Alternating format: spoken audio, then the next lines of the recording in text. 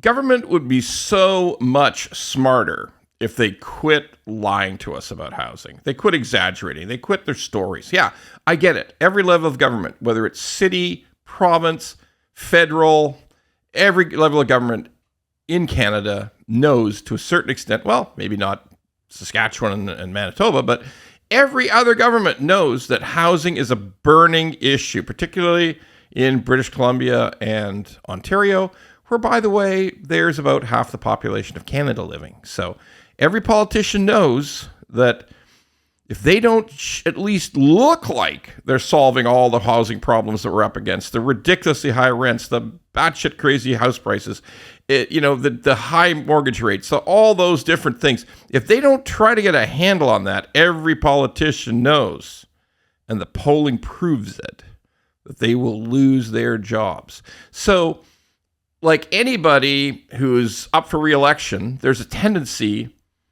to exaggerate and maybe just to out and out lie. So what are the bad lies, the worst lies, the little lies? What's so wrong? What's mainly wrong is ridiculous exaggerations about how many houses are being built, how many new homes are being built, and when. Because every time you hear a politician talk about new homes, new starts, new this, new that, to do with housing, they're not particularly telling you how long it's going to be before anybody can move in. And folks, that's the key. Let's face it, that's the key. When is there a brand new place I can actually move into? Anybody can move into. Because if you're telling everybody, hey, look, we got the Housing Accelerator Fund. Sounds good, right? Housing Accelerator? Yeah, we need some acceleration. That's good. Let's see. And then we have all the politicians across Canada, whether it's the premiers, the mayors, the prime minister, the finance minister, the housing minister. Every politician shows up, sometimes with a hard hat and a vest on. They look pretty comical. Like, if you put a hard hat and a vest on me, I would look like a horse's ass. But look, like at the end of the day, they're running around talking about money being spent, houses being built. So, first point, the whole Housing Accelerator Fund, those houses may take 10 years to build. All the houses, and the most important thing, none of them are houses for sale. None of them are houses for sale. They are supported housing. They are something to do with people who are not buying them. They're going to be long-term rentals. They're going to be co-ops. They're going to be something that's not actually part of a housing pool you could buy.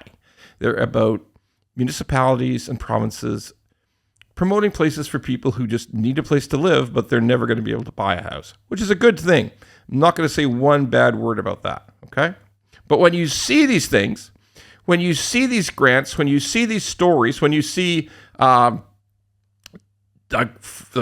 you see Premier Ford's handing over one of those huge fake checks to Mayor Olivia Chow of Toronto, and saying, hey, look at this, we're giving you $114 million. Oh, it's great. Because you got 32,000 homes going, okay? By the way, like 85% of those are condos.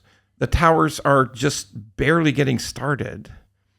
And some of them may not even get started. They're approved as a housing start, but if you can't get enough sell through on the units, if you can't you got a 400 suite development and you can't sell any more than 50 suites, you can't even start building. So even though it looks like this huge number on paper, 32,000 starts, and we're a hero and we're going to give you this big fake paper check for who knows what, 114 million, nobody's going to move into those. Not this year, not next year, like maybe the year afterwards, a few of the townhouses and things, maybe, but 85% of them, no, it's going to be years. So let's get clear about this. When you see all these politicians talking about all these housing starts and all this money flying at housing, and we're going to fix it,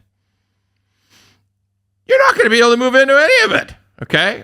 So first of all the Housing Accelerator Fund houses are not to buy. They're not meant to buy at all. If anybody tells you they are, that's a lie. Like, they're not. So you're not going to be able to buy any of those.